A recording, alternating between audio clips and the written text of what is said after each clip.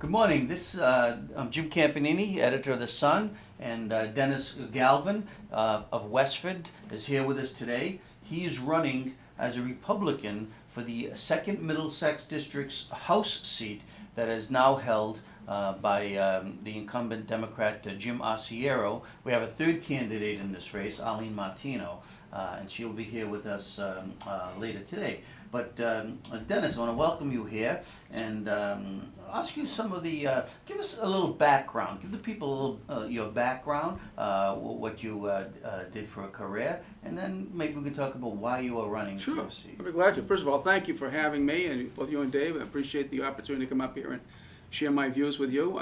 Well, I mean, I'm originally, I had a 30-year career in the Massachusetts State Police. Began as a trooper, retired as a major. Worked as investigator for many years. Ended as a senior manager. I did a 3-year stint as the first director of security for the Executive Office of Transportation. I had a chance to learn about Homeland Security and transportation finance issues there, and then I went into the private sector. Spent the last 4 years working for a global security provider, and got my private sector teeth kind of sharpened a little bit. Helping to, I did manage the security force up at the nuclear power plant up in Seabrook, and I've also served on the planning board in Westford now for the last 9 years, which has been a very interesting and rewarding experience. I have a lovely wife. Been married to my lovely wife Kathy for 37 years. Wow. And I've got 4 children I'm very proud of, and I have 2 lovely little granddaughters. And it's one of the reasons why I'm doing this is I want to kind of make this a better place for them, and I think I have some talent, some knowledge to be able to come and bring to the table and try to make that happen. Good. You've certainly got a great background. You've seen it from government from I think all sides. Yeah. And but what are some of the reasons that you decide to take the plunge right now? Is there any particular issue or issues that concern you, both statewide and locally? Well, yeah, I think there are essentially 3 issues. First of all, I think that the Massachusetts economy, while it is holding its own to some extent, can be expanded. I think we have to expand economic opportunity across Massachusetts. I think we have to get rid of the waste and fraud in state government so that we can reduce the taxes and reduce cost burdens to attract industries to locate and build in Massachusetts. I know that our unemployment rates have been relatively have improved over the last few months, but as your paper has pointed out several times, that's not the whole picture. There's an issue with labor participation rates. There's a lot of issues with people giving up. There's major issues about the old industrial cities in Massachusetts and the unemployment rates there. And there are also issues, and I have picked this up on my campaign trail, with folks 25 and under, looking and worried and concerned about a future here in Massachusetts. So trying to see if we can't do something about that is very important. The second issue that I think is important is making sure that that we review and look at this whole process for revenue sharing, which we call local aid. I want to look at, we're at the point now where because there's a lot of financial stress across the board, you know, there's always the option the towns have of raising property taxes, but that's sort of I'd like to see that as a last resort. I want to see if there's a better way of improving the sharing process for revenue to allow some of the towns to keep some of the revenue that they have so that they can function and perform, maintain their quality of their schools and their public safety services without having to really destabilize their property tax situation. And so just be looking at formulas that are now set by the formulas, long-term policies on economic redevelopment has a lot to do with that, because for example, there are about 10 or 15 cities in Massachusetts, my own hometown of Brockton being one of them, where the state is basically funding almost 50% of the operating budgets. And now I understand that those cities have significant issues and that they need assistance. But the question that I'm raising long term is this the new normal? Is this the way it's always going to be? Or are we going to have a very concentrated effort to try to see if we can reverse the economic situations in those areas? I think the status quo, I think the leadership on Beacon Hill has gotten very comfortable with the way things are, with the exchange of the support, And I don't think they have the incentive or the impetus, if you will, to really try to change that and make that come about. So that's the other thing. Now, you guys are, I'm sorry, Westford and Chelmsford would be a giving towns, I would imagine. Well, that's a very good way to put it. Yeah, that was your quote, not mine. So, so that was a good way to put it. And you know, I think we need to as folks that are contributing significant amounts. I mean, for example, Westford, I think, contributes about $63 million worth of income tax each year.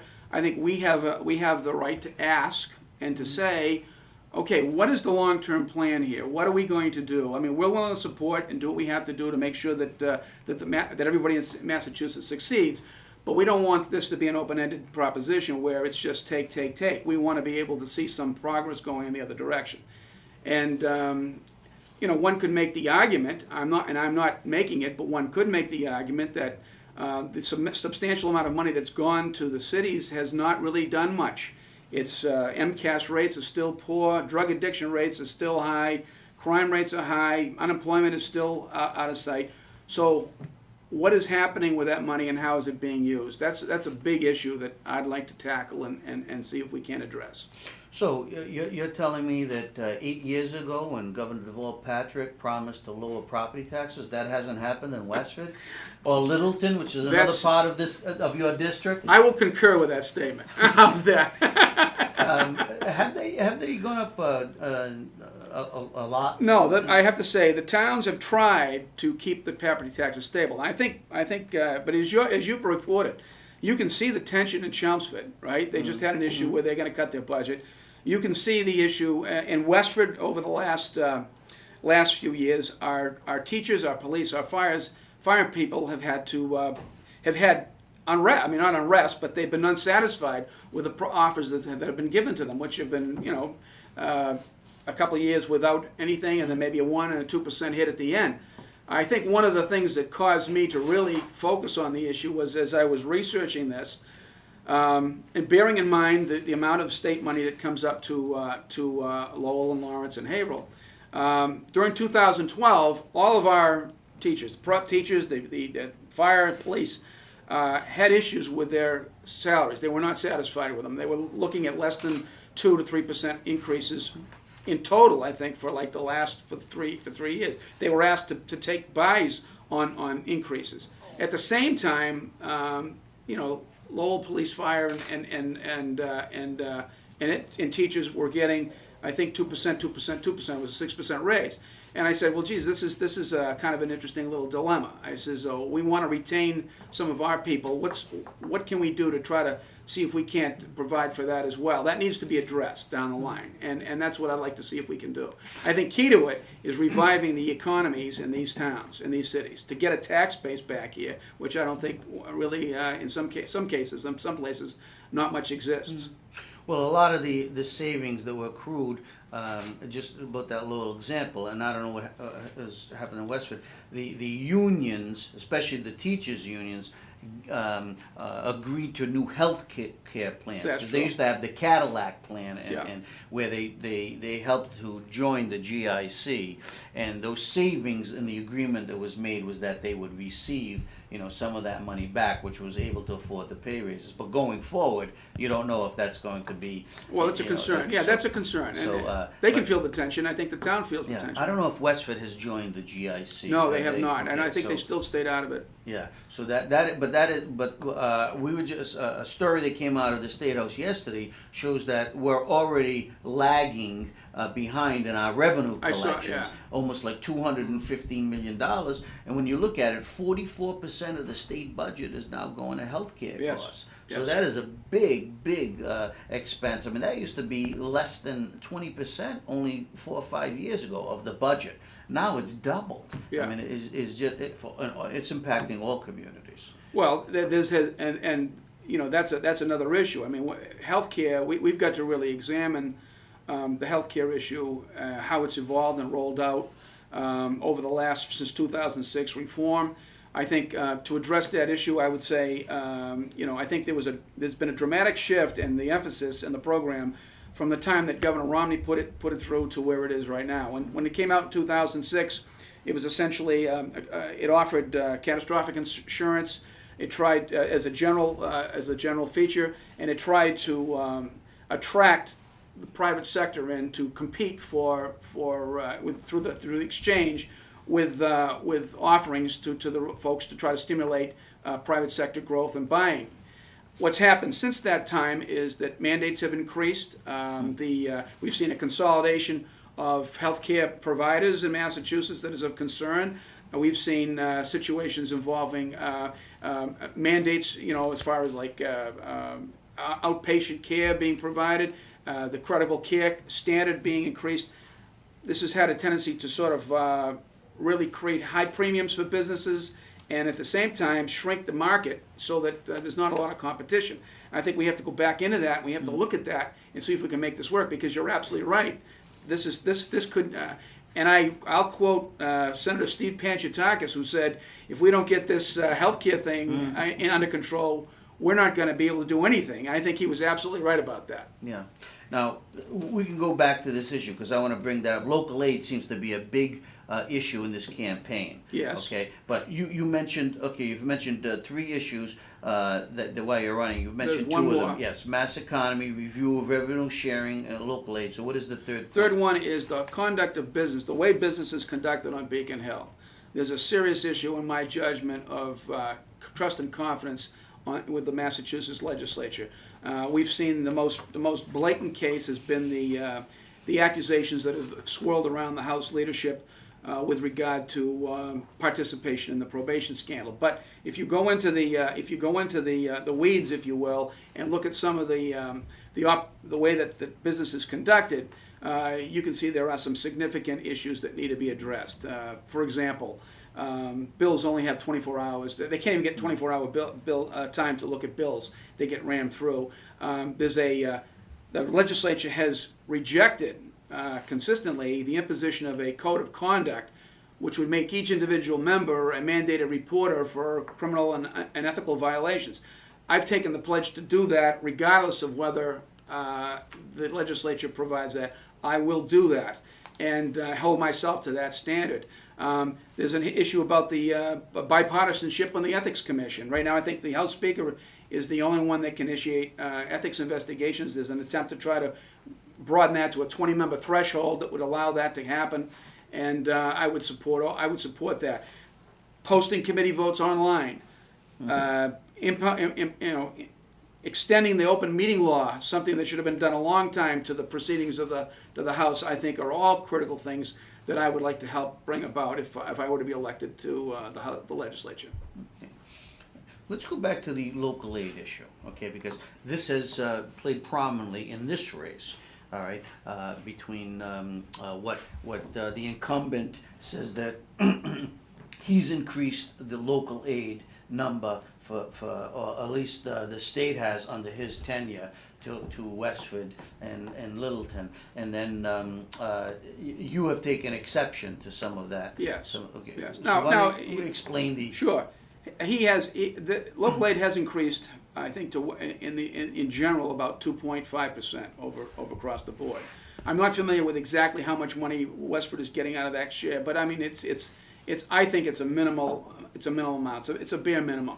I know that the local aid budget for Chapter 70 has increased in this budget about $4.4 billion, which is a significant increase.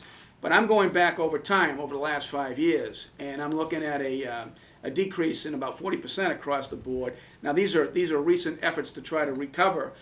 I just don't know whether or not they're going to be sustained, and that's a major issue. And and I think I want to see a commitment that, like for example, the incumbent voted to oppose or voted to support a limitation on the local aid budget debate in this last session of the legislature.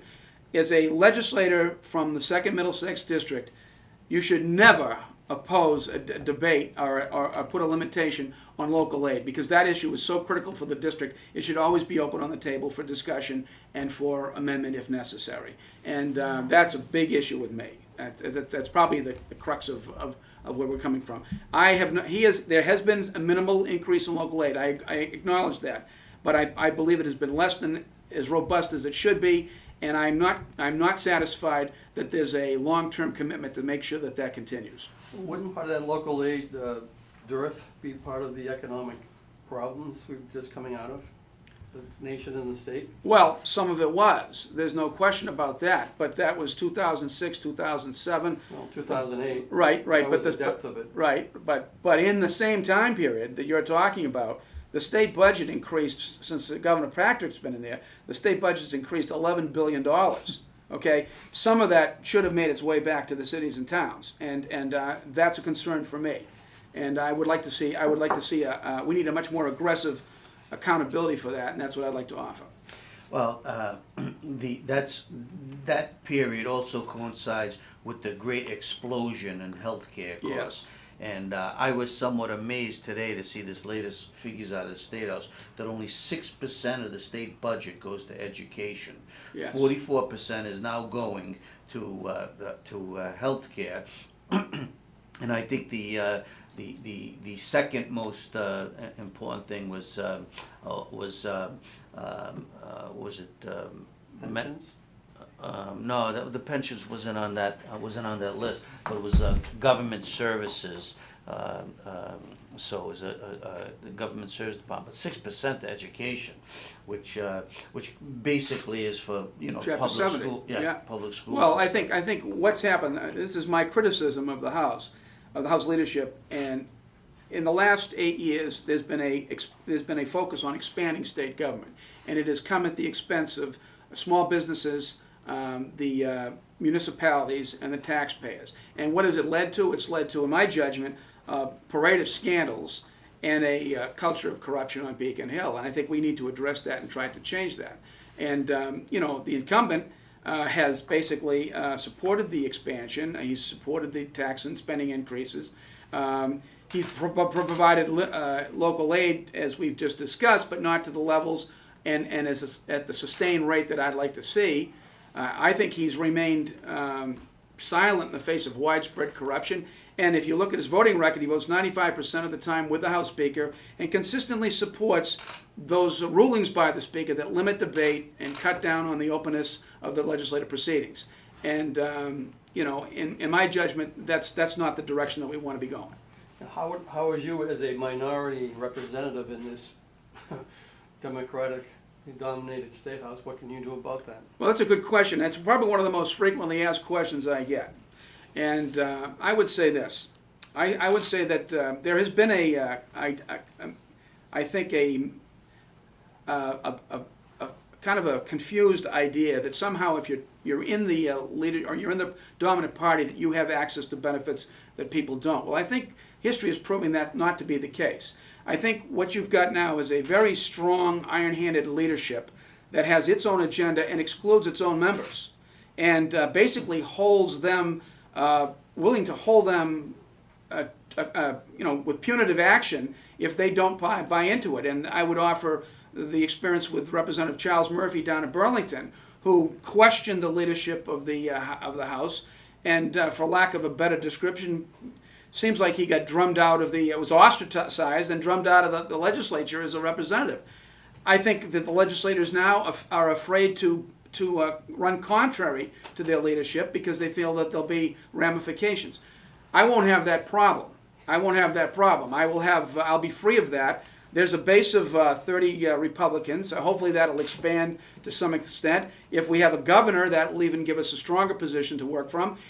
And as I view the votes over the years from, not the years, but the last session, I notice that there are a lot of independent Democrats. And I'm not going to name them for putting them at risk, but there are some independent Democrats who I believe, if the numbers change somewhat, that they would be willing to oppose the leadership and take stronger action in a different direction. And I think that's what the hope of this election is all about. That's what we're trying to accomplish.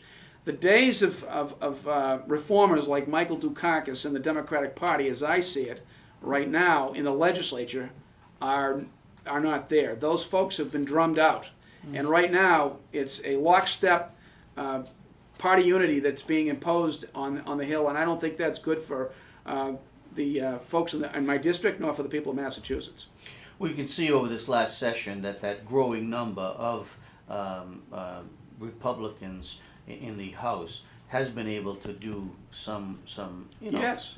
make some changes. Sure. Okay, because now they are becoming a growing bloc, and yeah, even though they can't really sustain a veto or anything like that, but they are they are needed for some bipartisan efforts. At least and they could make a lot of noise now. I would offer you two examples where they actually did do that. The first was the innovation tax. Yes, They were the yeah. first ones to raise that, and they captured the public concern and sentiment, and they were able to force a reversal. The other one, I think, has been in welfare reform. I believe that the Republican leadership and the Republican and certain rank and file members of the House, particularly Representative O'Connell, has led a very, very strong effort in trying to reform and change some of the bad practices that have been perpetuated in the Department of Transitional Assistance. And I think that just goes to show you with such a small number what they can do. If we can expand that number, I think that would even be more impact in the So legislature. you're gonna work with the majority. We have a few reps around here of the Republican stripe that seem to say no more than anything else. You know, I'm thinking, obviously that's gonna be your first probably inclination when something comes down from the Democratic establishment. But how you have to work with that, or at least shape it, or get it to be a position where you can support maybe something that didn't begin that way. Yeah, well, that's legislation. That's how it's done. And that's what we haven't seen here in Massachusetts for a while. What I'd like to do is, when something comes down, wherever it comes from, I'm gonna give it a good evaluation. I'm gonna evaluate it independently to find out whether I believe it's good for Massachusetts and whether it's good for the district. And at that point in time, and this is what I was trying to say, what we need now is leadership that although we vigorously press the needs and concerns of our district, is still flexible enough to step across party lines, step outside the status quo, and try to build new coalitions to try to address some of the problems that we face. And that's a very good example of what I would try to do. Absolutely, I would try to work with Representatives Golden or Nangle or anybody, Corey Atkins, if it comes down. I'd see what we have in common. I'm going to advocate for what I think we need to be able to do. And if it's something that is really it's going to not benefit the Commonwealth of the district, I would oppose it. But my inclination is to try to get things done. And I think I've given pretty good evidence of that on my time at the planning board and some of the initiatives I've done in Westford, the growth management bylaw. I've had to work with people to try to accomplish common objectives. I'm not afraid to do that. I think that's the essence of political life in a democracy, and that's what I'm going to try to see if we can't have happen. But I'm freer to do it than I think my incumbent is. Now, you made a good point about that technology tax. We were against that from the very beginning, and it took a while, but the legislature realized that they made a mistake. And yet it seems now we have another ballot initiative on the gas tax, okay, which the legislature approved, but now this new gimmick tying everything to the consumer price index. That seems to be the flavor of the month for the taxes. And it appears now, the latest polls I've seen, there's a slight movement that will be repealed if we had to vote today. It seems like a lot of Democrats who approved that initially have now abandoned that position. Okay, what are your thoughts on the gas tax? Okay, and I know this has come up as an issue because the incumbent says that I guess he was originally against the gas tax, but then he voted for it, as you say, because it was a part of the total budget package. Yeah, I'll go through that with you. Okay. All right. I mean, as far as the record But you're is concerned, opposed to the gas I'm opposed tax. to indexing. It's fundamentally taxation without representation, and I would like to inform you that yesterday I was endorsed by Tank the Gas Tax Coalition. So they endorsed me yesterday, and they did it because of my position on the gas tax. With regard to the incumbent's record, as you're all aware, when the bill was in the House, he did oppose it. All right, he opposed the gas tax indexing. However, it was an interesting vote because there was an addended vote to it that would have put a limit of 4 years on the gas tax, and he opposed that. I don't know exactly why, but anyway, You would have put a 4-year limit on it. Yes, and he opposed that. But with regard to the House, he did oppose it in the House. It went to the Senate. It came back in a conference committee, and he maintained his opposition to it at that point in time. And then it went to the governor's desk, and it came back with the governor vetoed the budget and amended the budget. And in the amendment, he specifically excluded the gas tax, the innovation tax. And as you know, to override a governor's veto, it's a 2/3 vote that's required. On that particular vote, he voted to oppose support the override. Yeah. And by supporting the override, that vote directly led to the imposition of that tax. So that's the record that I'm discussing when I represent his position on that. Now, some have claimed that that tax is a lesser of two evils, but there's an old joke my grandfather used to say about a guy at a wake that nobody liked, and the priest got up and said, "Hey, somebody's got to say something about him. Can somebody say something?" And one guy got up and he said, "Well, he was better than his brother." I mean, that's basically if you're offering the people in this district that this was the lesser of two evils as a choice. And a significant impediment to I think their economic condition. I don't think that's a satisfactory answer. All right, so what would have you done? Because you might face similar votes where sometimes you got to hold your nose, because say there was more aid money, local aid money in that overall budget for Westford, okay, but then there's an increase in the gas tax on the other side, and you have to decide, which I think that's what Jim's point is. He had to decide, what was going to be more beneficial for the constituency. So he's caught in the middle. Does he vote against the budget that is going to bring more aid into Westford, or does he, and also sink the gas tax, which basically the budget was going to be approved, but you're thinking, if you were sitting in his chair, okay, what would have you done? Well, you got to make an assessment as to, in your opinion, right, what is what is going to be the impact, either negative or positive, on the largest number of your constituents, okay? And in my judgment, the gas tax, all right, even if the local aid had been held as a hostage, if you will, okay, the gas tax has such an impact on the economy with regards to our folks that commute back and forth to work, transportation. I talked with fellows who run a landscaping company. One guy is severely impacted by this tax.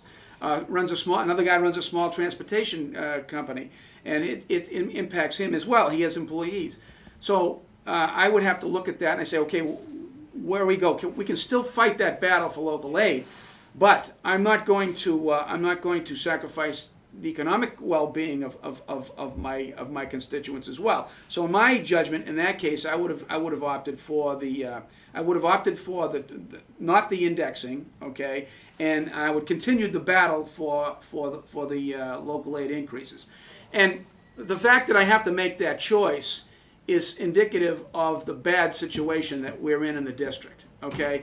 If I'm being held hostage over one or the other, then what I'm going to be working towards is to try to see if I can't change the ground game a little bit to make it more favorable to us so that we don't have to approach that kind of a situation. So the gas tax should have been an individual vote and not tied in with the larger That's budget. at very least, Yes. I would have gone And that's along what the Democratic leadership likes to do. They like to tie in Lump it. everything so they get people. So in this case, you would have not gone along with the override then?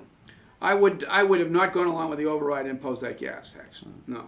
Now, the people who are behind question one, and one of them is Mike Widmer from Mass Taxpayers Association. I mean, he's not in favor of all taxes. Okay, he scrutinizes things, but he's made an argument, and we met with him.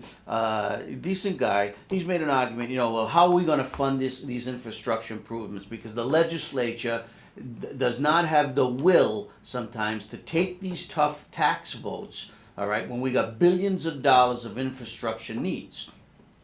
On the other side of the coin, we said to him, well, they're just going to have to do it if they want to be in the legislature. Why tie it to indexing and punish the people with this when, you know, if they want to get 7 cents on that gas tax, they should do it and tell the people this is why we need 7 cents, as opposed to the 3% that was proved, and then just kick the can down the road on the CPI.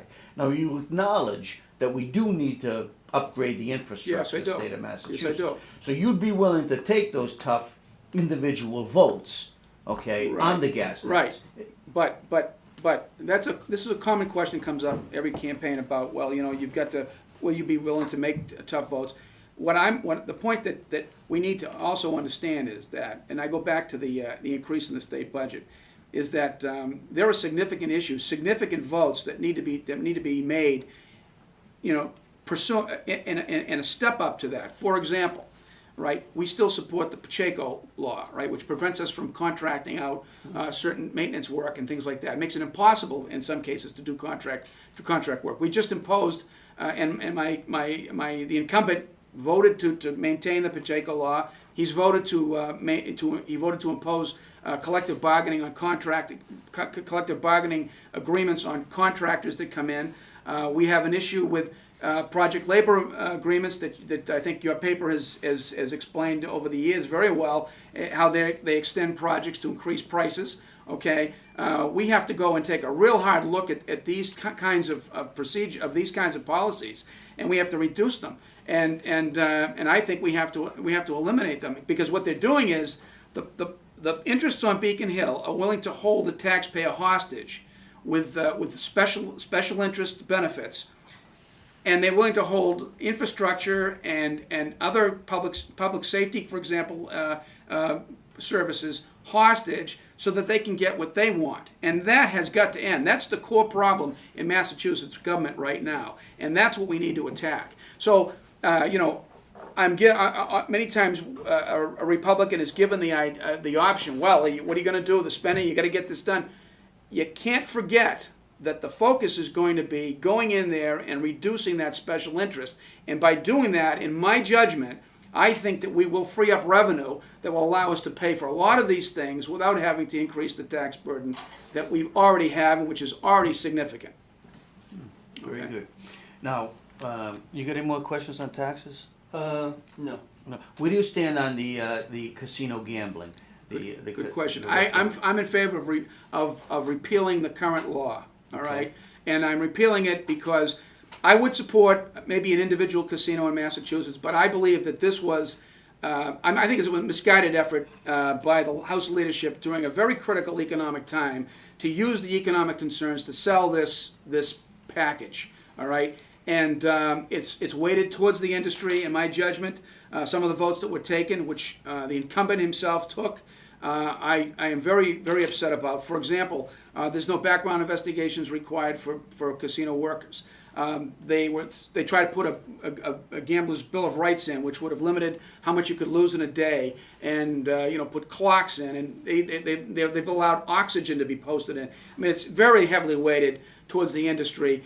And I think what we're finding from some of the data that's coming in from some of the other places that have this is that the refund or the revenue that's expected, in my judgment, is way overplayed. I don't think you're going to get as much as we think, because there's too much competition for them now. It's weighing it down. And one of the real concerns is if we now entice people to go into gaming and they leave the lottery, what happens to our local aid funds? You know, what happens to the whole local aid account? So this is was a very misguided effort. I think it needs to be reviewed, rethought. Like I say, I would go along with maybe one casino or something to that effect. So you're not personally opposed to gaming? No. I just think that this package was bad. Okay. Really bad. Say this is repealed, okay, and then the people of Springfield threaten to sue the state. Okay, and going along with your line, that the legislature then does come up with one place, and it would be Springfield. Okay, which it doesn't seem like anything is going to Springfield, and these people wanted it because of the economic situation they're in, where they have double-digit unemployment. And would you be in favor of just granting that license to Springfield? And I think the gubernatorial candidate for the Republicans, Charlie Baker, has said that. Yeah, he has. He said that, and they have a compelling case. All right, they have a compelling case. I would like to look at it. I'd like to examine it and see. I want to make sure that they're going to get what they think they're going to get out of it, as opposed to adding to the problem. You're talking about casino workers. All right, you're talking about folks who are doing car dealers and things like that.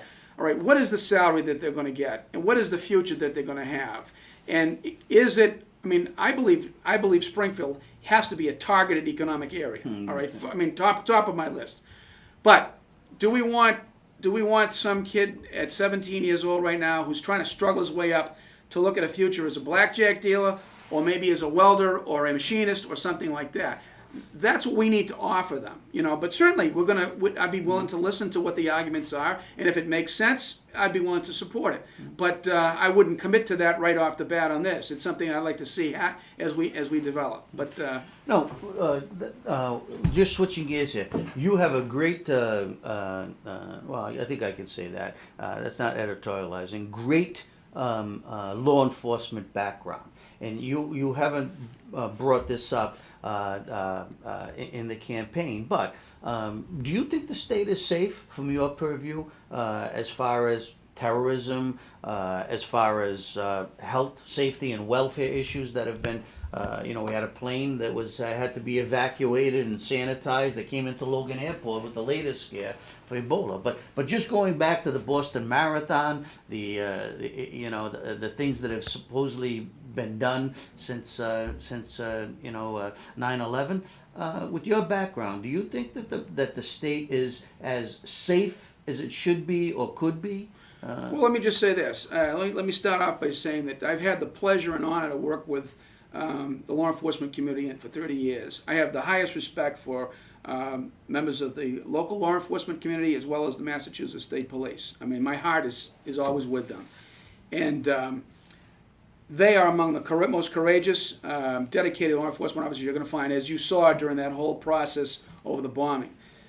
My concern is that the strategic direction that is being applied from the governor's office on down raises concerns for me. All right, it raises concerns, and some of the concerns are there is and I'll take two examples. One of them is terrorism, and one of them is the recent heroin opioid epidemic.